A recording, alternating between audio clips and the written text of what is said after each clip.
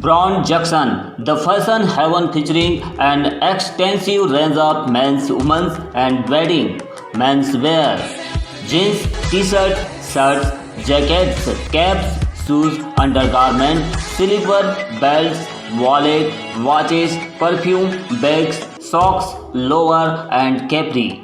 Women's wear, kurti, palazzo, nightie, capri, lower, t-shirt, dupatta, comfort pant, leggings, designer dress, footwear, and all other western wear. Wedding special, lehenga, लाचा, evening gown, western wedding wear, sherwani, Indo western, 3-piece, 2-piece suit, juti, dupatta, shoes, toy, kurta pajama, कोटी and Modi jacket. You are welcome Brown Junction, men's women's wedding exclusive and luxury showroom near HDFC Bank, Gondia Road, Balaghat. Contact detail 9193 55 9193 9424 999 991.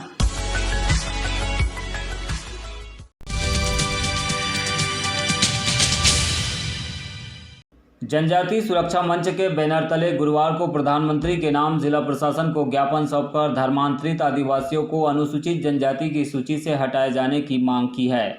उन्होंने कहा है कि धर्मांतरित आदिवासियों को आरक्षण का लाभ नहीं मिलना चाहिए। जनजाति सुरक्षा मंच के संयोजक सहबू सिंह मेरावी और जिला पंचायत प्रधान अनुपमा नेताम सहित गुड्डा मरकाम ने कहा है कि आज स्वर्गीय कार्तिक उरांव जन्म जयंती के अवसर पर पूरे देश में यह ज्ञापन दिया जा रहा है। इसी तारतम्य में आज गढ़ी बहियर क्षेत्र से जनजाति सुरक्षा मंच के पदाधिकारियों ने प्रशासन को ज्ञापन प्रेषित किया।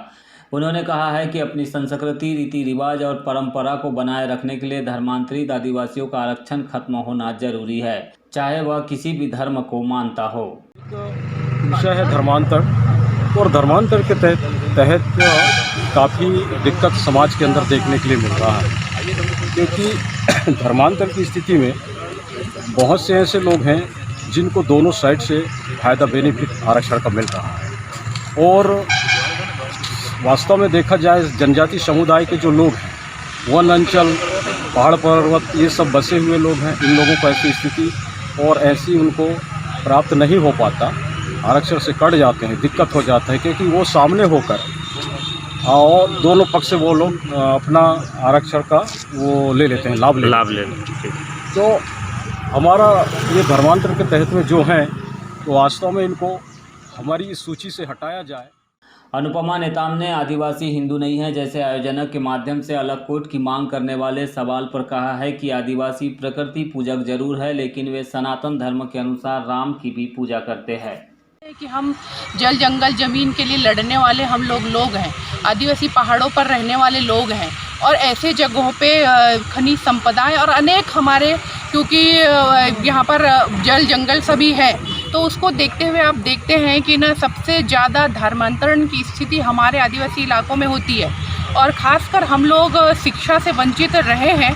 और उसके कारण क्या होता है, बाहर से आकर चर्च के माध्यम से लोग जब धर्मांतरण करते हैं, तो आप देख रहे होंगे कि धर्म जब लोग दूसरे धर्म को अपना तो लेते हैं, ईसाई तो बन जाते हैं, पर क्या होता है वो उनको हमारा जो आरक्षण की स्थिति बनती है, जाति प्रमाण पत्र की स्थिति बनती है, उसका वो लोग पूरा लाभ लेते हैं।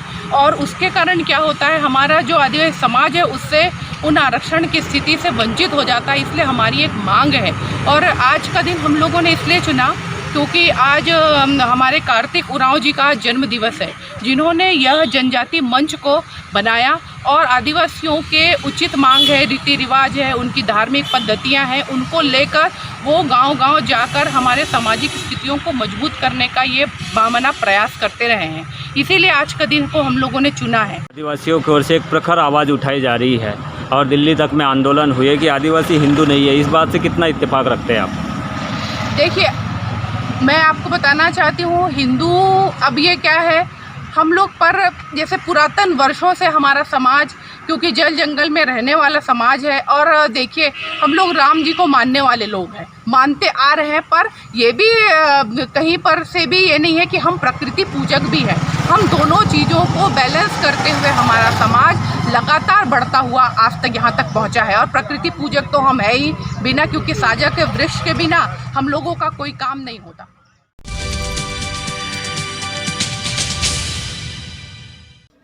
बहेला थाना क्षेत्र के ठेमा में एक नवविवाहिता की उसके पति ने हत्या कर दी है। इस मामले में सूचना मिलते ही एफएसएल और पुलिस की टीम ने घटनास्थल पहुंचकर जांच की, साथ ही पंचनामा कार्यवाही करते हुए पोस्टमार्टम के बाद शव परिजनों को सौंप दिया। जानकारी के अनुसार ज्योति उर्फ प्रेमलता पिता नाथुराम लोधी की शादी 4 माह पहले ही ठेमा निवासी उमेश कुराए से हुई थी। शादी के बाद से ही उमेश के द्वारा अपनी पत्नी ज्योति को परेशान किया जाता था।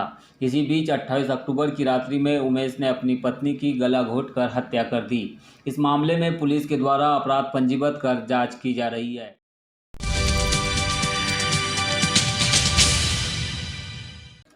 अट्ठाईस अक्टूबर को कोरोना संक्रमितों के आंकड़ों में अचानक से गिरावट दर्ज हुई है, जिससे अब कोरोना वायरस के अटैक का प्रभाव कम होने की संभावना जताई जा रही है। हालांकि स्वास्थ्य विभाग ने कोरोना को लेकर तब तक सावधानी बरतने को कहा है जब तक कि वैक्सीन नहीं आ जाती है। आपको बता दें कि जिले में 6 मरीजों के सैंपल कोरोना पॉजिटिव पाए गए हैं। शासन के प्रोटोकॉल के अनुसार 28 मरीजों के ठीक हो जाने पर उन्हें 28 अक्टूबर को डिस्चार्ज कर दिया गया है। इस प्रकार बालाघाट जिले में अब तक कुल 1990 मरीज कोरोना पॉजिटिव पाए जा चुके हैं। इनमें से 1823 मरीज शासन के प्रोटोकॉल के अनुसार ठीक होकर अपने घर जा चुके हैं। 145 मरीजों का उपचार किया जा रहा है। 12 मरीजों को उपचार के लिए मेडिकल कॉलेज छिंदवाड़ा रेफर किया गया है और 10 मरीजों की मृत्यु अब तक हो चुकी है।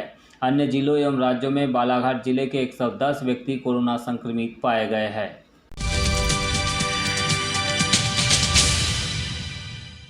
आयुर्वेद चिकित्सक डॉक्टर रमेश सेवलानी के द्वारा कोरोना संक्रमण के बीच अब तक 4000 से अधिक मास्क का निःशुल्क वितरण किया गया है।